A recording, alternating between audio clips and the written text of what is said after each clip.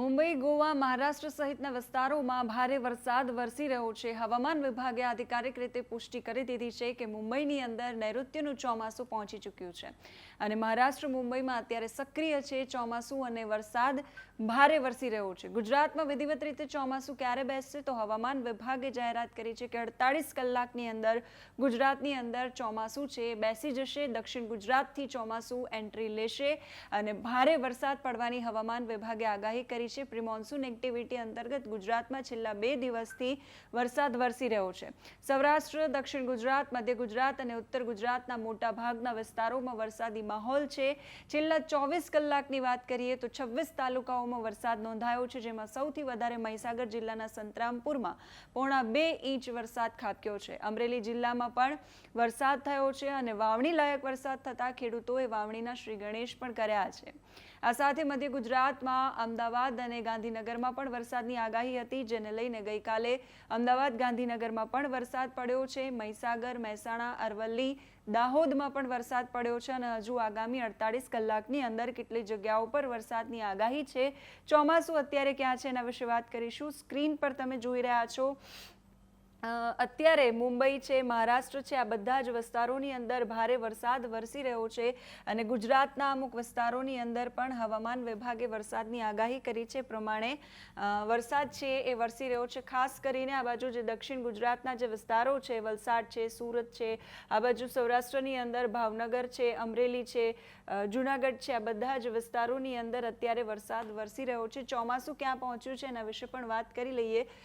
જે હવામાન વિભાગે આજનું જે ફોરકાસ્ટ જાહેર કર્યું છે પ્રમાણે તમે આ મેપ જોઈ રહ્યા છો અને 10 તારીખ સુધીમાં આગાહી હતી કે મુંબઈની અંદર આ રેડ કલરની લાઈન તમે જે જોઈ રહ્યા છો એમાં એ લાઈન એટલા માટે છે કે એક આંક નક્કી કરવામાં આવ્યો છે કે 10 તારીખ સુધીની અંદર મુંબઈની અંદર ચોમાસું પહોંચી જશે, પણ 9 તારીખે મુંબઈની અંદર ચોમાસું પહોંચ્યું હોવાની આજે તમે બ્લુ લાઈન જોઈ રહ્યા છો એ આધિકારિક રીતે પુષ્ટિ હવામાન વિભાગે કરી દીધી છે। એટલે દક્ષિણ ભારતના જે રાજ્યો છે એ તમામ રાજ્યોની અંદર વરસાદ વરસી રહ્યો છે અને હવે દક્ષિણ ગુજરાતથી એટલે આ પાર્ટથી ચોમાસું છે એ એન્ટ્રી લેવાનું છે અને વલસાડ અને આ વખતે જે રીતે હવામાન વિભાગ અને હવામાન નિષ્ણાંતો આગાહી કરી રહ્યા છે કે વલસાડની સાથે સાથે સૌરાષ્ટ્રના જે અમરેલી, જૂનાગઢ છે, ભાવનગર છે, આ વિસ્તારોથી પણ ચોમાસું એન્ટ્રી લેશે।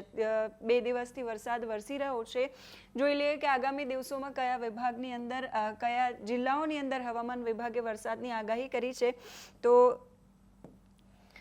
હવામાન વિભાગનું આ ઓફિશિયલ અકાઉન્ટ અને એના પર મેપ દ્વારા માહિતી આપવામાં આવી છે કયા કયા જિલ્લાઓની અંદર વરસાદની આગાહી છે અને કેટલા દિવસ વરસાદની આગાહી છે, કેવો વરસાદ પડશે, કયા જિલ્લાઓમાં મેઘ ગર્જનાની આગાહી છે એ પણ જાણીશું। આજના દિવસ માટેની આગાહી હવામાન વિભાગની, જેમાં મોટા ભાગે ઉત્તર ગુજરાતના જિલ્લાઓ, દક્ષિણ ગુજરાત અને સૌરાષ્ટ્રની અંદર વરસાદની આગાહી કરવામાં આવી છે। જોઈ લઈએ સાબરકાંઠા, અરવલ્લી, મહીસાગર, પંચમહાલ, દાહોદ, છોટાઉદેપુર, વડોદરા, ભરૂચ, નર્મદા, સુરત, તાપી, ડાંગ, નવસારી, વલસાડ, દમણ અને દાદરા નગર હવેલી, આ તરફ સૌરાષ્ટ્રમાં જૂનાગઢ, ગીર સોમનાથ, અમરેલી, ભાવનગર અને દીવ। આજના દિવસે આ તમામ વિસ્તારોની અંદર ભારે વરસાદની આગાહી હવામાન વિભાગે કરી છે। આવતીકાલની આગાહી પણ જોઈ લઈએ। હવામાન વિભાગે 12 તારીખે આગાહી કરી છે સૌરાષ્ટ્રના અમરેલી, ભાવનગર માટે અને દક્ષિણ ગુજરાતમાં નર્મદા, સુરત, તાપી, ડાંગ છે, નવસારી, વલસાડ અને દમણ, દાદરા નગર હવેલી માટે પણ વરસાદની આગાહી કરી છે। છૂટાછવાયા સ્થળો પર હળવા વરસાદની આગાહી આવતીકાલ માટે હવામાન વિભાગે કરી છે। ત્યાર પછીની આગાહી પણ જોઈ લઈએ। 13 તારીખ માટે પણ સૌરાષ્ટ્રના મોટાભાગના વિસ્તારો નથી કવર કરવામાં આવ્યા, પણ અમરેલી અને ભાવનગર આ બે જિલ્લાઓ એવા છે કે જ્યાં વરસાદની આગાહી છે। સાથે દક્ષિણ ગુજરાતમાં નર્મદા, સુરત, તાપી, ડાંગ, નવસારી અને વલસાડ, દમણ આ જે વિસ્તારો છે દક્ષિણ ગુજરાતના, ત્યાં સતત 2-3 દિવસ સુધી વરસાદ વરસે એવી આગાહી હવામાન વિભાગે કરી છે। ત્યાર પછી હવામાન વિભાગે મેઘ ગર્જનાની ચેતવણી આપી છે।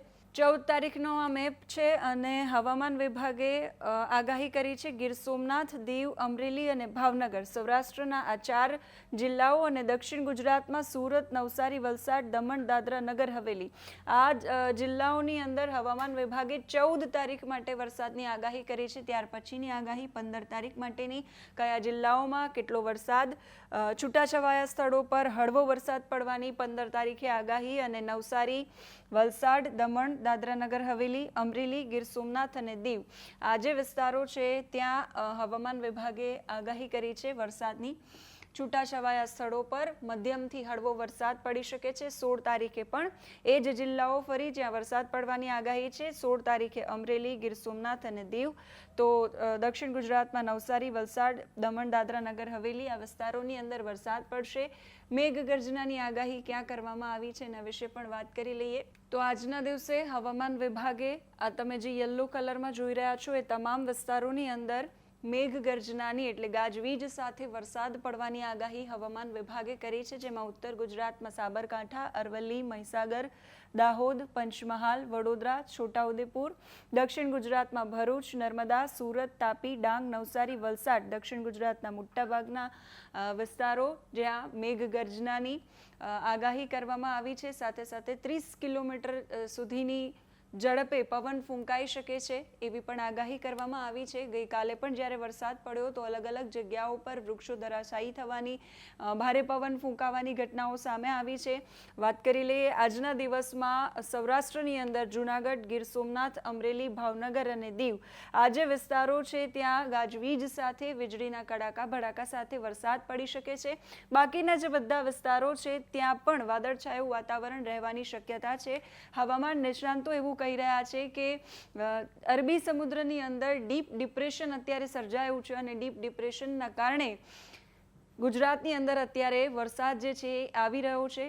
હવામાન વિભાગ 48 કલાકની અંદર ગુજરાતમાં ચોમાસાની એન્ટ્રી થઈ જશે એ પ્રકારની આગાહી કરી રહ્યું છે અને હવામાન નિષ્ણાંતો કહી રહ્યા છે કે મુંબઈમાં ચોમાસું પહોંચ્યું છે અને હવે એ ચોમાસું થોડા દિવસ થંભી જશે. જે રીતે કેરળમાં પહોંચ્યું હતું, આપણે વિડીયોમાં વાત કરી હતી કે કેરળમાં ચોમાસું પહોંચ્યા પછી 3 દિવસ થંભી ગયું અને ત્યાર પછી એ બમણી સ્પીડથી આગળ વધ્યું અને એક સાથે 3 જે રાજ્યો છે એને કવર કર્યા.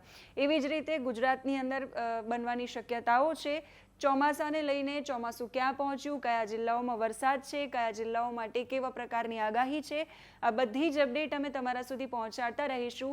તમારા જિલ્લામાં વરસાદ છે કે નહીં, તમારા જિલ્લામાં કેવો માહોલ છે, આ તમે કમેન્ટ કરીને અમને જણાવી શકો છો. અત્યારે આ વિડીયોમાં બસ આટલું જ. નમસ્કાર.